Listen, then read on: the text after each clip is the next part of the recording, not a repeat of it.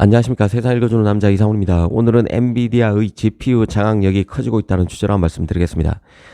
최근 미 IT 매체 WCG 앱텍이 모건 스탠리 메모를 통해서 눈에 띄는 소식을 전했습니다. 일단 그 AMD가 자신의 AI 칩인 MI325 GPU의 수요 전망이 불확실해서 TSMC의 칩온 웨이폰 서브스트레이트 즉 후공정 설비 예약을 축소했다는 것입니다. 눈에 띄는 것은 이 용량을 즉각 엔비디아가 가져갔다는 것입니다. 특히 그 마벨의 TSMC 패키지 설비 예약도 크게 늘고 있다는 점도 밝혔는데요. 이 마벨은 구글, 아마존, 마이크로소프트 등 주요 빅테크들과 협력해서 맞춤형 실리콘 칩을 개발하는 업체입니다. 가령 구글과는 액션, 그 아마존과는 트레이니엄, 인퍼런시아 칩을 만들었죠. 그리고 MS와는 마이아 칩을 만들고 있습니다. 그런데 그 마벨의 아마존 칩인 트레이니엄 칩이 TSMC 칩온 웨이폰 서브스트레이트 예약이 내년인 2025년에 올해보다 3배나 더 크다는 것입니다. 사실 마벨 칩은 엔비디아 칩의 대안 성격이 되겠죠. 엔비디아 칩의 대안으로 나오는 빅테크의 자체 서버 칩을 만드는 업체라고 생각하시면 됩니다. 이 한편에서는 엔비디아의 AI 칩 시장 장악력이 여전히 대단하고 또 다른 한편에서는 빅테크들이 마벨의 도움을 받아서 만들고 있는 자체 AI 칩의 적용도 확대되는 상황이라고 볼 수 있습니다. 사실 그 AMD의 MI325 GPU의 TSMC 패키징 예약 감소는 꽤 시사하는 바가 크다는 생각입니다. AMD의 그 GPU 325X는 이번 달에 나온 GPU죠. 얼마 전에 공개됐습니다. 엔비디아의 호퍼 200, H200에 맞서는 칩입니다. 주목할 게 바로 이 GPU의 스펙인데요. MI325X의 GPU에 들어가는 메모리는 바로 12단 HBM3E입니다. 용량도 288GB죠. 아마 삼성의 HBM도 들어가 있을 것으로 추정됩니다. 스펙 자체만 놓고 보면 호퍼 200도 보다 더 나을 정도의 고스펙인데요. 시장에서 엔비디아의 기세에 눌려 있다고 이해하시면 될 것 같습니다. 그간 리사수 AMD CEO는 AI 시장이 커지면 엔비디아의 지배력도 점점 약화될 것이라고 말했습니다. 장기적인 큰 틀에서 맞는 말이겠지만 그걸 체감하기엔 아직 이르다는 생각입니다. 특히 리사수가 문제 삼았던 게 바로 엔비디아 GPU의 낮은 추론 능력이었는데요. 리사수는 그간 기회가 있을 때마다 엔비디아의 호퍼 100이 AI 훈련 워크로드 측면에서는 강점을 가지지만 AI 추론에서는 자신의 GPU인 MI300 시리즈가 더 낫다고 강조해 왔습니다. 그런데 외신이 모건 스탠리 자료라고 밝힌 내용에서 보면 그렇지 않은 것으로 볼 수 있습니다. 그 AMD가 TSMC의 패키징 용량 예약을 줄였고 그걸 엔비디아가 곧바로 확보했다는 것 자체가 기존 GPU 업체인 AMD의 MI300 시리즈 그리고 인텔의 가우디 칩 시리즈가 엔비디아 GPU를 추격하기에 만만치 않은 형편임을 보여준다는 생각입니다. 이 한편으로 엔비디아가 TSMC의 U 패키징 설비가 발생하자마자 이를 낚아챈 모습도 유심히 살필 부분인데요. 엔비디아 입장에서 보면 그만큼 TSMC 패키징 설비 용량이 부족하다는 의미고 그 이전에 엔비디아가 TSMC의 전용 패키징 설비를 만들어 달라고 했다가 퇴짜를 맞았다는 보도도 나온 적이 있기 때문에 예사롭지 않아 보입니다. 아무튼 이번 모건 스탠리 내용을 보면 확실히 엔비디아 GPU 위세가 대단한 것 같습니다.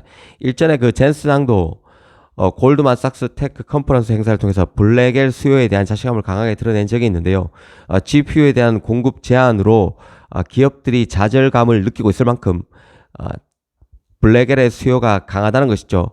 실제 오라클 같은 경우는 일전에 그 13만 개의 블랙엘 GPU B200을 활용해서 슈퍼 클러스터를 구축한다고 발표하기도 했습니다. 이번 외신을 통해서 엔비디아 젠슨항의 자신감이 현실로 나타났다는 생각입니다. 아무튼 엔비디아 GPU 장악력이 당분간 계속되는 상황이고 단기적으로는 블랙엘의 인기로 오히려 더 점유율이 높아질 가능성이 나오는 상황입니다. 트렌드 포스 같은 경우는 내년인 2025년 엔비디아가 전체 HBM 수요에서 차지하는 비중이 73%를 기록할 것이라는 보고서를 내기도 했습니다. 올해의 엔비디아 수요, 엔비디아가 HBM 전체 수요에서 차지하는 비중은 58% 수준이었습니다. 이 트렌드 포스는 HBM 수요에서 엔비디아의 몫이 내년에 무려 15%포인트나 늘어날 것으로 본 것입니다. 이런 부분은 이런 차이, 작년과 올해보다 내년에 더 늘어나는 그 차이분은 AMD나 인텔 등에서 빼앗는 부분이라고 생각됩니다. 그만큼 기성 GPU 업체의 도전이 잘 안 먹히고 있다는 얘기죠. 이 삼성 입장에서는 결국 엔비디아의 HBM을 납품하는 게 더 급해졌습니다. 현재까지 삼성이 통과한 것은 HBM3 8단 제품이죠. 올 2분기에 엔비디아 컬을 통과했습니다. HBM3 8단 제품은 메모리 3사가 다 통과했는데 삼성이 가장 늦게 통과한 것이죠. HBM4 세대인 HBM 4세대 제품이죠. HBM3 8단이 들어간 제품은 엔비디아 호퍼백이 최고 제품입니다. 한때 외신에서 미국 빅테크, 호퍼백 같은 빅테크에 들어가는 HBM은 하이닉스의 HBM3 8단이고 엔비디아가 중국에 팔고 있는 호퍼의 다운그레이드 버전 H20에 삼성의 HBM3 8단이 들어간다는 내용이 보도된 바 있는데요. 지금 시장에서는 기술 주도권을 하이닉스가 가져가면서 이런 얘기도 공공연하게 수긍하는 모양새입니다. 이 뭐니뭐니 해도 당장 급한 건 8단 HBM3E 이 5세대 제품을 삼성이 빨리 납품하느냐 여부인데요. 10월도 이미 끝나는 상황이라 10월에도 쉽지 않을 것 같습니다. 삼성은 당초 3분기 그러니까 9월달 안에 HBM3E 8단 통과를 마무리한다는 입장인데 9월은 지났고 3분기 이건 약속을 못 지켰죠. 10월도 일주일 정도 남은 상황이기 때문에 이것도 쉽지 않을 것 같습니다. 만약 전격적으로 10월 컬 통과가 가능하다면 곧바로 HBM3 8단 양산에 들어가서 초기 블랙엘 제품의 삼성 HBM에 들어갈 수도 있을 것입니다. 하지만 그 가능성은 현재로선 낮아 보입니다. 만약 HBM3 8단 컬 테스트 통과가 연말까지 이루어진다면 초기 블랙엘 특수는 하이닉스가 사실상 독점하는 형태로 갈 공산이 큽니다.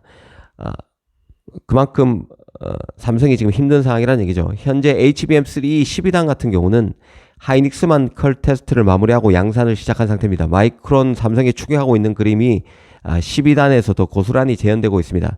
삼성이 연말까지 12단 제품 컬 테스트를 완료하고 양산에만 들어갈 수 있으면 삼성도 12단 HBM3E 수혜의 막차 탑승이 불가능한 그림은 아닐 것입니다. 하지만 현재로서는 가능성이 높아 보이지는 않습니다.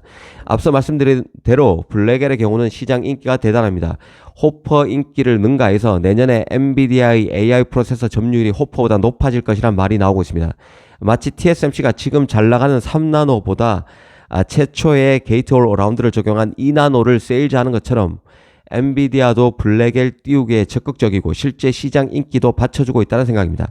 이미 워낙 수요가 커서 지금 블랙엘을 주문하면 1년 뒤인 내년 10월은 돼야 GPU를 받아볼 수 있다는 전망이 나오는 상황입니다. 리드 타임이 1년이나 된다는 얘기죠. 이 블랙엘은 모두 HBM 8단 제품이 들어가는 블랙엘 100, 블랙엘 200과 같은 블랙엘 초기 GPU입니다.